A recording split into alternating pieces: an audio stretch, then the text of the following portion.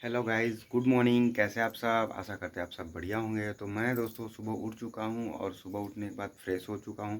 Fresh होने के बाद मैं अपने किचन में आया था। किचन में आने का पीछे रीज़न ये है कि मेरी वाइफ 3 दिन हो गया मायके जा चुकी हैं और उनका 8वां महीना स्टार्ट हो चुका है। तो 8वां और 9वां 2 महीना मैं चाहता था कि वो अपने घर मायके में हैप्पीली रहें। और जब बेबी होगा, क्योंकि हमारा जो ससुराल है और मेरा घर है उसके बीच में मार्केट पड़ता है रॉबर्ट्सगंज, उनको वहीं पे जाना पड़ेगा डिलीवरी के लिए। तो कोई नहीं, वहाँ से वो लोग आएंगे। साथ में मैं मेरा दुकान भी वहीं मार्केट में ही है, तो वहाँ से हम होते हुए कर लेंगे। तो मुझे लगता है 2 महीने वहाँ पे अच्छे से घूम सकती हैं, कर सकती हैं। मुझे 8 महीने तक रखने में अकेले कोई प्रॉब्लम नहीं था, लेकिन इस टाइम में उनके साथ एक लेडीज़ रहना बहुत ज़रूरी है। तो उनकी मम्मी लोग, दादी लोग और 2 सिस्टर हैं। उनके घर में चाची, लगभग पूरे फैमिली में 11 लोग हैं। तो 11 मेंबर के साथ रहेंगी तो ज़्यादा बेटर रहेगा कंपेरिजन कि वो अकेले घर पे रहती थी और मैं शॉप पे चला जाता था। क्योंकि मेरे साथ 6 महीने तक तो शॉप पे थी वो, लेकिन बहुत सारी प्रॉब्लम्स का सामना करना पड़ने लगा। तो फिर अब उनको घर लाया, लेकिन 4 ही 6 दिन में ऐसा लगा कि नहीं, उनको अपने घर जाना चाहिए, तो इसलिए वो चली गई। तो अब सुबह उठ के मुझे हर वो काम करना पड़ता है जो वो मेरा मदद कर देती थी। जैसे मैं, आइए मैं दिखाता हूँ। यहाँ पर देख सकते हैं, यहाँ पे इसमें ये टमाटर है और मिर्च है। मैंने एक कटोरी में इसको काट लिया है। यहाँ पे गोभी है, आलू है, जो अभी मैं धुला नहीं हूँ, जा रहा हूँ धुलने। तो मैं सब्जी काट के दोस्तों धुलता हूँ। बहुत लोग बोलते हैं विटामिन नष्ट हो जाते हैं, ठीक है। तो कभी कभी मैं वैसा भी कर लेता हूँ कि धो के काटता हूँ, और कभी कभी ऐसे दोनों तरह से करता हूँ। मुझे क्योंकि कंफर्म नहीं है कि कितनी सच्चाई है इस बात में। यहाँ पे देख सकते हैं, इधर मिर्च है जो अभी मैं काटूंगा, और थोड़ा सा जा रहा हूँ प्याज लाने दूसरे रूम में, तो प्याज लहसुन लाऊंगा। अभी यहाँ पे मैंने चावल इसको बिठा दिया है। यहाँ पे देख सकते हैं, एक गैस पे अभी खाना बना रहे हैं। इधर साइड में देखेंगे तो 2 हीटर रखा हूँ। एक हीटर जो इस पे लिखा ऐसे है, इस पे रख देता हूँ, इसमें करेंट वरेंट नहीं आता। एक वहाँ पे हीटर है जो थोड़ा सा रिस्की रहता है। शुरू में स्टार्टिंग में हमारी मम्मी जो लोग हीटर पे खाना बनाती थी, तो वो वाला हीटर है वहाँ पे। यहाँ पे एक फ्रिज रखे हुए हैं दोस्तों, जिसमें पानी पीने के लिए। और झूठ नहीं बोलेंगे दोस्तों, ये हमारे ससुराल से, मेरी शादी 2 साल पहले जब हुआ था तो ससुराल से दहेज में मिला हुआ है। और नीचे पीछे सब सामान भी देख रहे हो, जस्ट हमारे, हम लोग गांव में रहते हैं दोस्तों, और बहुत ज़्यादा बेहद से कह सकते हैं कि गरीब लोग रहते हैं, कुछ नहीं रहता है। और हमारे यहाँ के जो कल्चर सिस्टम जो भी है, मैं इस चीज़ को एकदम बिल्कुल सच्चाई से बताना चाहता हूँ कि शुरू से स्टार्टिंग से मैंने देखा, जैसे कि हमारे यहाँ ये सब चीज़ें कुछ नहीं था, ये फ्रीज नहीं था। तो शादी होता तो यहाँ पे ऐसा नहीं होता कि हम लोग मांगते हैं कि हमें फ्रीज दे दीजिएगा, लेकिन यहाँ का कल्चर है, लोगों का डर है। और एक मतलब दोनों है दोस्तों, एक तो पहले कल्चर है, ठीक है, लोग ऐसे कर, कल्चर का क्या जो भी मुझे नहीं पता, लोग एक देते हैं। और ये उसमें जो दिखा मेरे को ना, वो डर दिखा कि लोगों को डर है मायके वालों को, नहीं देंगे तुम्हारी बेटी नहीं। और उससे भी ज़्यादा मुझे लगता है कहीं नहीं, क्योंकि सब ऐसा नहीं हो सकते कि सब लोग जला के मार देंगे, सब कर देंगे जो भी, या लड़कियों को दुख देंगे, ऐसा नहीं है।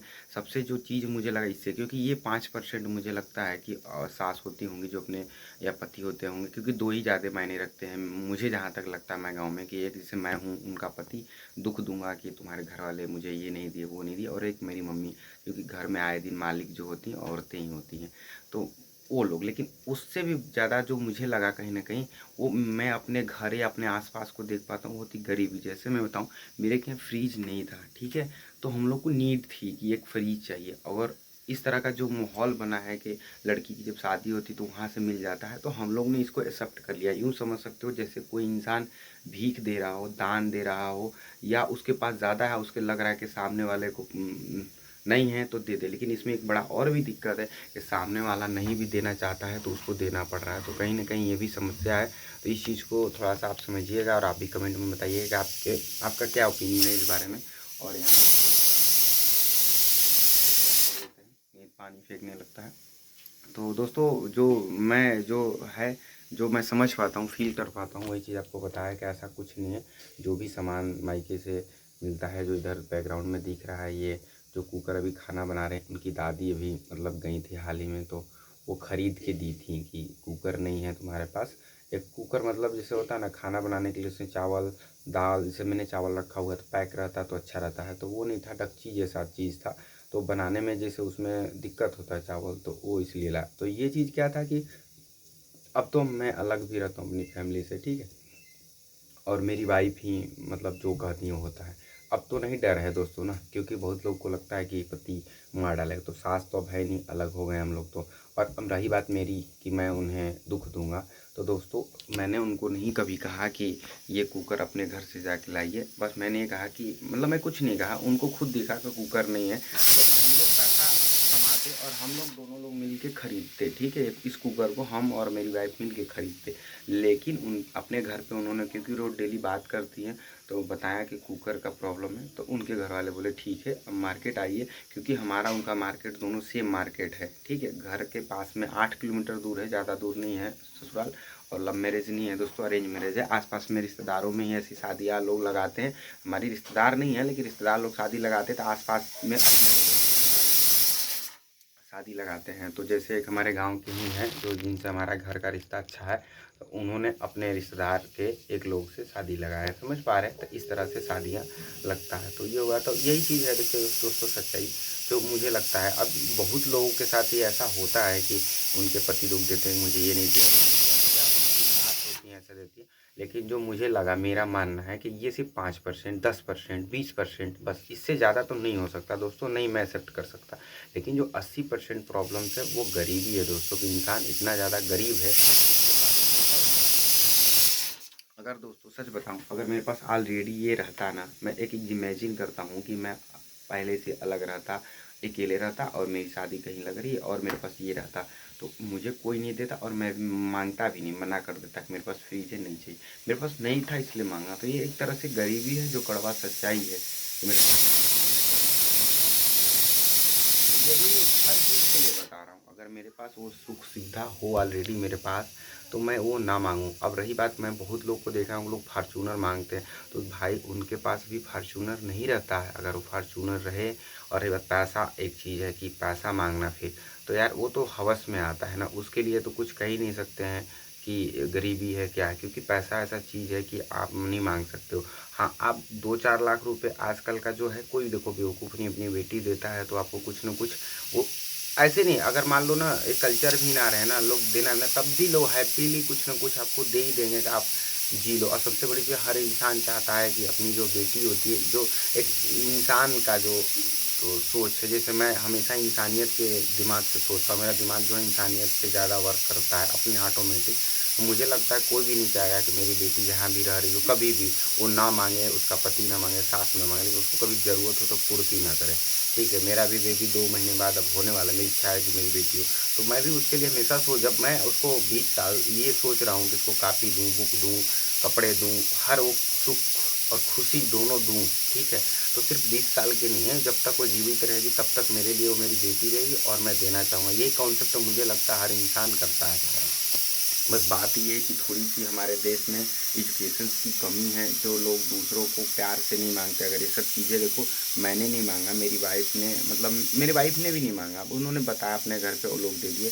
तो सबसे बड़ी चीज़ होती है एजुकेशन की। मेरी वाइफ इस तरह से बिहेव करती हैं और उनके घर वाले भी एजुकेटेड हैं, पढ़े लिखे हैं, तभी वो लोग समझ के दुख को महसूस करते हैं और सपोर्ट करते हैं। तो जो सबसे जो लाइन निकल के आती है वो होती है सपोर्ट। अगर कोई इंसान किसी को सपोर्ट कर रहा है तभी वो पैसे वाला है और समझदार है और पढ़ा लिखा है। अगर वो सपोर्ट नहीं कर रहा है तो समझ लें। अब सपोर्ट इन द सेंस ये है कि दोस्तों, सबसे सच्चाई ये है कि अगर आप कोई भी किसी को भी सपोर्ट जितना हो सकता है उसको करना चाहिए। मैं ये नहीं कह रहा हूँ कि अगर सामने वाला मांग रहा है तो आप दे दो तो ही सपोर्ट है, नहीं भी दे पा रहे हो तो आपके मना करने का जो ढंग है कहीं ना कहीं वो अच्छा होना चाहिए, सामने वाले को आहत ना हो। अब अगर सामने वाला सिर्फ ये का मतलब आप मांगे और नहीं दे पा रहे हो आप, और सामने वाला नाराज़ हो रहा है, तो कहीं ना कहीं सामने वाले की भी गलती है। ऐसा नहीं है कि आप ही की गलती का आपने मना, आपके पास नहीं रहेगा, आपकी इच्छा नहीं है देने के लिए, तो कहाँ से दोगे। लेकिन सामने वाले सिर्फ जिद करता है इस बात को नहीं मुझे चाहिए, तो कहीं ना कहीं दिखता है ना कि जिद है, तो फिर वो गलत ही है दोस्तों। कहीं ना कहीं इस चीज़ के लिए भी गलत है मेरा दोस्तों।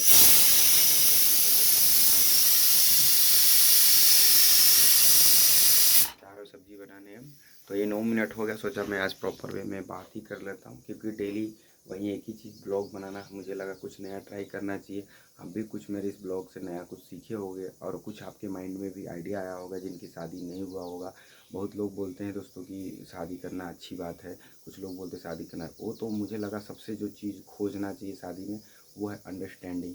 क्योंकि कभी भी जब मेरी शादी हुई थी और आज तक मुझे कभी ये नहीं लगा कि वो परफेक्ट है, अच्छी हैं और हर काम हर चीज़ उनके हमारे हिसाब से चलता है। लेकिन दोस्तों पर डे में मैं नोटिस किया, अगर वो ज़्यादा सपोर्टिव रहती हैं कि आज मैं सुबह शाम मेरी बात मान लेती हैं, जो भी मैं सोचता हूँ अगर बात मान लेती हैं तो हमारे बीच में झगड़े नहीं होते हैं, प्लस हम उस दिन हैप्पी रहते हैं। जिस दिन किसी बात को लेके हमारे बीच में वो हो जाता है कि नहीं मुझे ऐसा पसंद है, मैं बोलता हूँ नहीं मुझे ऐसा पसंद है, उस दिन झगड़े होते ही होते हैं। और ये पर डे का नियम है दोस्तों। आज 2.5 साल हुए मेरी शादी को, और मुझे लगता है इसी जब भी हम लोग 20 साल जिएंगे उस 20 साल में भी ऐसे ही होने वाला है कि अगर वो दोनों हमें दोनों को, तो शादी जो है अरेंज मैरिज हो लव मैरिज तो मैंने किया नहीं, मुझे नहीं पता है, लेकिन मैंने देखा है लव मैरिज का भी अरेंज मैरिज का भी, कि समझदारी जो है कि आप दोनों एक दूसरे को कितना समझते हो। अगर आप दोनों एक दूसरे को समझते हो तो लाइफ पर डे का आपका बढ़िया चलेगा और धीरे धीरे वो अच्छा चलने लगता है। लेकिन अगर वो चीज़ें नहीं रहता, और किसी चीज़ में भी मैंने बताया जिद, जिद कभी भी अच्छा नहीं हो सकता। किसी भी चीज़ का, किसी भी चीज़ का जिद हो वो अच्छा नहीं हो सकता, चाहे मैं हूँ चाहे कोई भी हो। उसके परिणाम पता नहीं कितने लोगों को भुगतने पड़ते हैं। तो ये बातें सोच के ही, चाहे जिनकी भी शादी नहीं हो, चाहे वो लड़का हो चाहे लड़की, याद रखिएगा। और चाहे जिनको भी लगता है लव मैरिज अरेंज मैरिज, तो मैं यही कहूँगा कि आपको सामने वाले के साथ जितना ज़्यादा सपोर्ट आप कर सकते हैं उतना ही ज़्यादा सपोर्ट आपको मिलेगा और आप हैप्पी रह सकते हैं। दूसरा कोई जो मुझे इमोशन 2.5 साल में नहीं आया कि नहीं इसके वजह से ठीक हो सकता, और मैं चैलेंज करता हूँ ये 100 पे वर्क करेगा। ऐसा नहीं है कि मेरा पति ऐसा है या मेरी वाइफ ऐसी, नहीं। अगर वो सपोर्टिव है उसके लिए आपको सपोर्टिव रहना पड़ेगा, तभी जाके आप सामने वाले से उम्मीद कर सकते हो। और अगर सामने वाली नहीं कर रही है तो आप किस्मत को दोष नहीं दे सकते हो, वो उनकी दोष है कि वो आपको सपोर्ट नहीं कर रहे, उनकी कमी है। अब उसके लिए आप क्या करोगे, आप बस एक कोशिश ही कर सकते हो, और दूसरा वो जो चीज़ मिल रहा है उसी में आपको खुश रहना पड़ेगा। जैसे कि मेरी वाइफ अगर अगर एक हफ्ते में 7 दिन होते हैं, सिर्फ एक दिन सपोर्ट करती है, किसी बात को लेकर सपोर्ट करती है, तो मुझे उसी एक दिन एक बात में खुश रहना पड़ेगा। वरना दिन भर लड़ाई झगड़े होंगे और आपको जो भी वो सपोर्ट और जो खुशियाँ मिलने वाला था एक दिन का हफ्ते में, वो भी नहीं मिलेगा। जस्ट लाइक मैं बताऊँ एग्जाम्पल, मैं 6 दिन ड्यूटी करता था तो 7वें दिन संडे को छुट्टी होती थी, तो मैं 7वें दिन वो 6 दिन का जो दुख दर्द रहता था वो अपना काम धंधा घूमना फिरना उसमें निकाल के फिर फ्रेश होके 7वें दिन ड्यूटी पे निकल जाता था। तमाशा नहीं करता था उस संडे को कि नहीं मेरे को 6 दिन ये हुआ, वो नहीं, उस दिन मैं खुश रहता था। आप भी लाइफ को इसी तरह से खुश रह सकते। तो ये मेरा खुद का अपना ओपिनियन था, ज्ञान था, जो भी कह सकते हैं। तो अगर आप, क्योंकि जाहिर सी बात है मैं ब्लॉग बना रहा हूँ, कुछ तो कुछ लोगों को मिलना चाहिए, और मेरे ब्लॉग्स देख कर जैसे मैं बहुत सारी चीज़ें लोगों से सीखता हूँ और अप्लाई करता हूँ, सीखता हूँ जो मुझे सही लगता है, वैसे आप भी हमारे से सीख के अप्लाई कर सकते हैं अपने लाइफ में और हैप्पी रह सकते हैं दोस्तों। Bye bye, take care, love you.